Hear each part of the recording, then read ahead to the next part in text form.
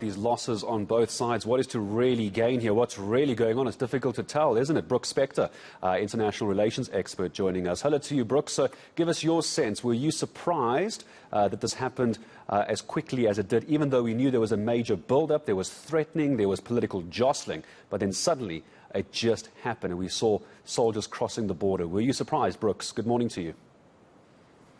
Good morning, Gareth. I was surprised at the moment, but I did not feel surprised that the moment would come. If you understand the distinction I'm making, we knew that the particular level of tension and anxiety would not continue forever. There would be something that would happen. Either Vladimir Putin would blink and decide that maybe the costs involved in such an activity were too much, or that the way to deal with it was the way he chose. And then, in fact, the other day, then he chose that, launching an attack that came on essentially three sides of a country that was effectively surrounded by military forces from Russia.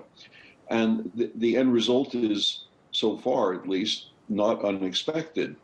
There have been casualties. There have been missile and bombing attacks.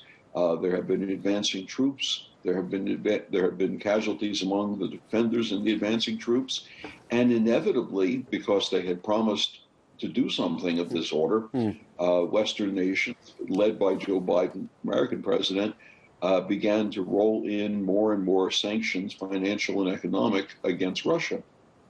Brooks, let me ask you about the South African response to this. I'm going to talk about what the US, the UK and the other Western countries are doing, but Naledi Pandor, Minister Naledi Pandor, was saying our government is working on stabilizing tensions. There's part one of my question. How, I'm going to ask the social media question here, how on earth could we even try and stabilize anything that far away, one? And then two, why should South Africa get involved in this? Well, you've left one part of that equation out, which was a note from the Department of International Relations and Cooperation late in the day yesterday, which said that territorial aggrandizement in this manner by force was unacceptable, which was a far better statement than had originally come from Derco hours and hours before that. And the answer to the first part of your question is, effectively, South Africa is really the only force it really has is moral suasion at this point.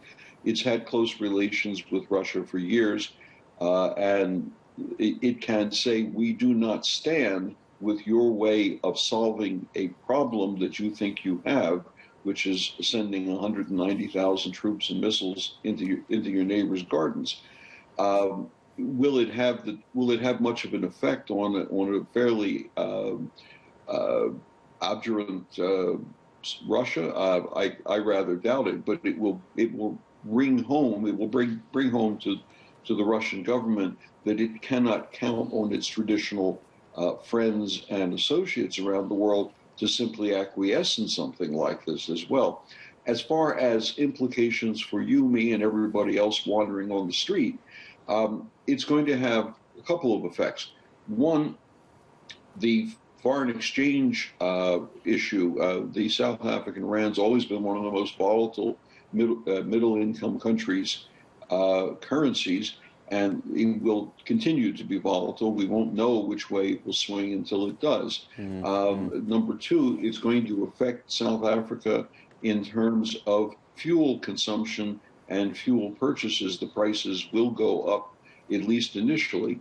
And three, it may well have an effect on other commodity prices, grain, for example, that can cut both ways in South Africa. Obviously, producers and exporters will gain, but consumers may well feel the cost. So that's going to be the cost that we're going to feel in our wallets as a result of what's happening up in Russia and Ukraine. Brooks Spector, for the moment, I'm going to say thank you very much. I'm sure we'll speak again.